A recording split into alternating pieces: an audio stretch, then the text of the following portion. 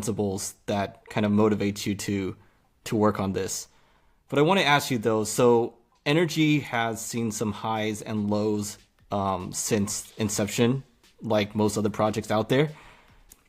Right now it's bear market, right? So it's at one of the low points, not surprising for most projects out there. But what is your plan to grow it to where you think it belongs? Maybe let's say like top 100. If you think it's like the right approach, right? So I assume you have high hopes for it. What's your plan to grow it to that place? Great question. Well, let's just rewind to answer that. So at the beginning when I launched Energy, my focus was marketing. I was like, I'm going to build a big marketing machine. That was actually my intention. As I went along the way, first of all, Energy needed to be EVM compatible. As I mentioned, I was an early investor in Ethereum. I was in Ethereum when there was like 8,000 people in the subreddit. Like few people knew about Ethereum when I was in there. And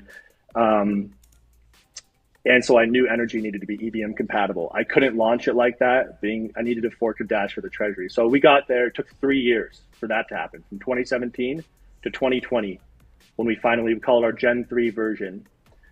And then I was kind of just distracted by product development, to be honest with you guys. Being a CEO, I love making YouTube videos. And if I had kept making YouTube videos, you guys who are all watching this probably would know me right now, but I've been pretty kind of behind the scenes. So for those of you guys who are newer here in the past years, here I am. But people like my content and see that I know a lot about blockchain. I know a lot of like I don't know everything, but surface level I know a ton, and I know some deep things, how things work and stuff that seems like a lot of people don't. But we all learn together.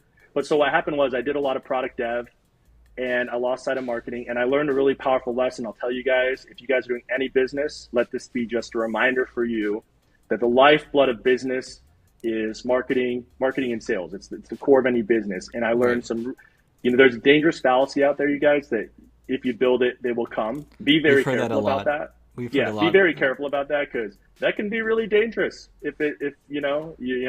and sometimes just timing, you guys.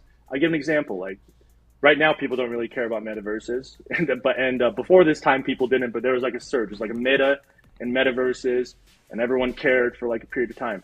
And I think crypto kind of goes through these cycles of metas, right? And there's a meta that's kind of gone forgotten for a little while. That is decentralized governance.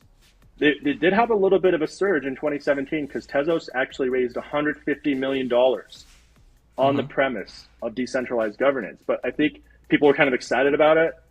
And then people just it's off people's radar, and they don't even know what's possible with decentralized governance and how important it is. But that really leads into what Energy has done differently than everybody else, and what I'm really proud of as well too. Right. So to kind of sum it up, you want to focus on marketing more, start making videos more, let the people know your story, know Energy story, and also lean into the current metas. Is that right? Yep. For your plan to help Energy grow? You